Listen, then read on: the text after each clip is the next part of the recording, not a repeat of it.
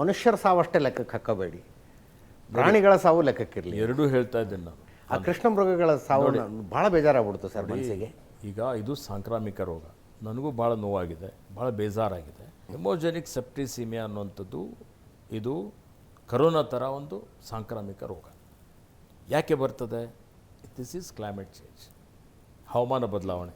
ನನ್ನ ಪ್ರಕಾರ ತಜ್ಞರ ಜೊತೆಲಿ ನಾನು ಮಾತಾಡಿದ ಪ್ರಕಾರ ನವೆಂಬರ್ 14ಕ್ಕೆ ನಾನು ಹಿರಿಯ ಅಧಿಕಾರಿಗಳಿಗೆ ಅಲ್ಲಿ ಕಳಿಸಿ, ಬನ್ನೇರುಘಟ್ಟ ಜೈವಿಕ ಉದ್ಯಾನವನದಿಂದ ಒಂದು ತಂಡ ಕಳಿಸಿ, ಇನ್ನು ಮೈಸೂರು ಝೂದಿಂದ ಒಂದು ತಂಡವನ್ನು ಕಳಿಸಿ, ಅದಕ್ಕೆ ಮತ್ತು ಆ್ಯಂಟಿಬಯೋಟಿಕ್ ಎಲ್ಲ ಕೊಟ್ಟು ಇವತ್ತು 7 ಕೃಷ್ಣಮೃಗಗಳು ಏನು ಅದಕ್ಕೆ ಸೋಂಕು ತಾಗಿತ್ತು, ಆ ಕೃಷ್ಣಮೃಗಗಳು ಅದನ್ನು ಉಳಿಸಲಿಕ್ಕೆ ಎಲ್ಲ ರೀತಿಯ ಪ್ರಯತ್ನಗಳು ಮಾಡಿದ್ದೇವೆ. ಇಲ್ಲಿವರೆಗೆ ಅದರಲ್ಲಿ ಯಾವುದೂ ಸಾವು ಆಗಿಲ್ಲ. ಹೀಗಾಗಿ ಬೇರೆ ಬೇರೆ ಕಡೆನೂ ಇಲ್ಲ. ಇದಕ್ಕೆ ವ್ಯಾಕ್ಸಿನೇಷನ್ನು ಕೊಡಲಿಕ್ಕೆ ಆಗಲ್ಲ.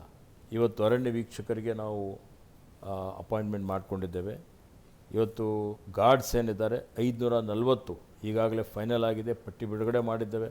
ಅದು ಒಂದು ತಿಂಗಳ ಒಳಗಾಗಿ ಅವರೆಲ್ಲರಿಗೆ ನಾನು ನೇಮಕಾತಿ ಆದೇಶ ಕೊಡಬೇಕು ಅಂತ ಹೇಳಿದ್ದೇನೆ. ಅದು ಕ್ಯಾಸ್ಟ್ ವೆರಿಫಿಕೇಷನ್ ಎಲ್ಲ ನಡೀತಾ ಇದೆ.